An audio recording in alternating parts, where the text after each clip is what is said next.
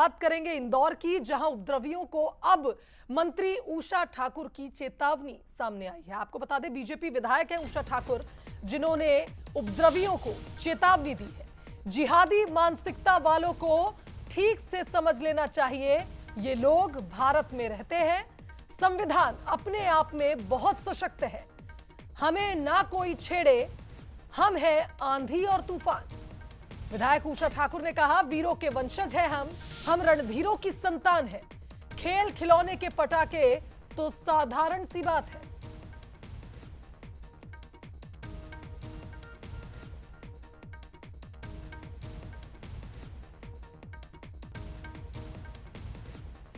तो विधायक उषा ठाकुर का कहना है कि दुश्मनों को सबक सिखाने की ताकत हम रखते हैं। बता दें, इससे पहले सीएम मोहन यादव और मंत्री कैलाश विजयवर्गीय भी चेतावनी दे चुके हैं। ये जो जिहादी मानसिकता है, इनको ये बात ठीक प्रकार से समझ लेनी चाहिए कि वो भारत में रहते हैं और यहाँ का संविधान अपने आप में बहुत सशक्त है। मैं उन सबको आह्वान करना चाहती हूँ कि हमें न कोई छेड़े, हम हैं आंधी और तूफान। वीरों के वंशज हैं हम, रणधीरों की संतान। साथियों, ये खेल खिलौने के फटाके तो साधारण बात है। ये 2047 का स्वर्णिम भारत असली बमों को बनाकर दुश्मनों को सबक सिखाने का मादा रखता है। चलिए, इस खबर पर हमारे साथ संवाददाता अखिलेश सेन लाइव जुड़ गए, उनका रुख कर लेते हैं। अखिलेश, छतरीपुरा में जो घटना हुई थी और उसके बाद जो पोस्टर लगे थे मस्जिद पर, कहीं ना कहीं ये सभी बयान उससे जुड़े हुए नजर आ रहे हैं। आप देखिए, पहले सीएम मोहन यादव ने भी इस पर अपना बयान दिया था, मंत्री कैलाश विजयवर्गीय तो वैसे ही संवेदनशील है इंदौर को लेकर, और अब बीजेपी विधायक उषा ठाकुर ने भी बड़ी बात कह दी है। बिल्कुल, आज शुभांगी उषा ठाकुर है और महू से विधायक है और पूर्व मंत्री भी है। उन्होंने सीधे तौर पर चेतावनी दी है और उन्होंने चेतावनी में कहा है कि हमें न कोई छेड़े, हम हैं आंधी तूफान, वीरों के वंशज हैं हम, रणधीरों की संतान।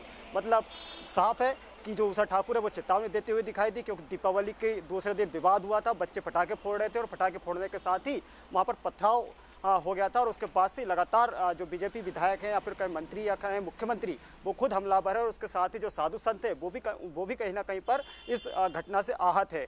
कल जैन मुनि ने भी एक बयान दिया था और उन्होंने भी साफ तौर पर कहा था कि ऐसे लोगों को समाज से बाहर कर देना चाहिए। तो इस प्रकार के जो बयान है वो लगातार चर्चाओं में है, लेकिन जिस प्रकार से उषा ठाकुर ने बयान दिया, उन्होंने सख्त लहजे में कहा है कि भारत, वो समझ ले कि वो भारत में रहते हैं और भारत का संविधान सशक्त है। उन्होंने साफ तौर पर कहा है कि ये 2047 का भारत है और स्वर्णिम भारत है। नकली बम फटाकों से कुछ नहीं होता, असली बम चलाकर दुश्मनों को चेतावनी देने का मादा रखते हैं। तो मतलब साफ है कि जिस प्रकार से पूरा घटनाक्रम हुआ और उसके बाद से ही जो उषा ठाकुर है वो हमलावर है और इससे पहले भी वो कई तरीके से बयान दे चुकी है, चाहे गर्भय को लेकर बयान हो या फिर घरों में शस्त्र रखने की वो बात पहले भी कह चुकी है।